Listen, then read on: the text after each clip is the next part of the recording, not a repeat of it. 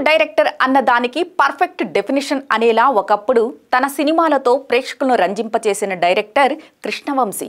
ఆయన సినిమా వస్తుంది అంటే చాలు ఖచ్చితంగా మ్యాటర్ ఉంటుందని అనుకునేవారు. ఒకరిద్దరు స్టార్స్ తప్ప కృష్ణవంశీ తీసిన సినిమాలతో స్టార్ ఇమేజ్ తెచ్చుకున్న వారు ఉన్నారు.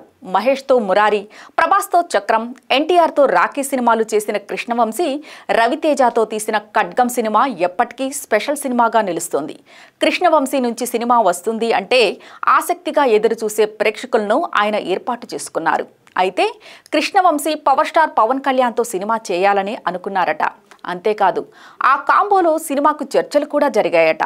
కానీ ఎందుకో అది ముందుకు కదలలేదు. ఈ విషయాన్ని కూడా డైరెక్టర్ కృష్ణవంశీ సోషల్ మీడియా చిట్చాట్లో ఒక అభిమానితో పంచుకున్నారు. పవన్ కళ్యాణ్తో సినిమా చేసి ఉంటే అది పెద్ద బ్లాక్ బస్టర్ అయ్యేది, నా దురదృష్టమని అన్నారు కృష్ణవంశీ. కృష్ణవంశీ డైరెక్ట్ చేసిన మురారి సినిమా ఈ నెల 9న super star Mahesh Babu birthday రోజున రిలీజ్ అయ్యింది. అదేదో కొత్త సినిమా రిలీజ్ అన్న రేంజ్లో ఆ ఏరియాకు సూపర్ స్టార్ ఫ్యాన్స్ హంగామా తెలిసిందే.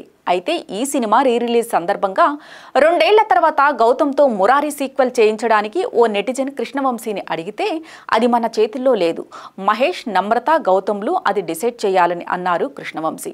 మురారి రిలీజ్ ఏమో కానీ మళ్ళీ కృష్ణవంశీ సినిమాల గురించి, ఆయన క్రియేటివిటీ గురించి సోషల్ మీడియాలో చర్చ జరుగుతుంది.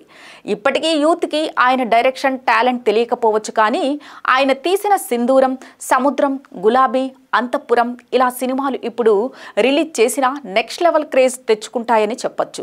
అయితే రీసెంట్గా కృష్ణవంశీ నుంచి రంగమార్తాండ అనే సినిమా వచ్చింది. ఆ సినిమా ఆశించిన ఫలితాన్ని అందుకోలేదు.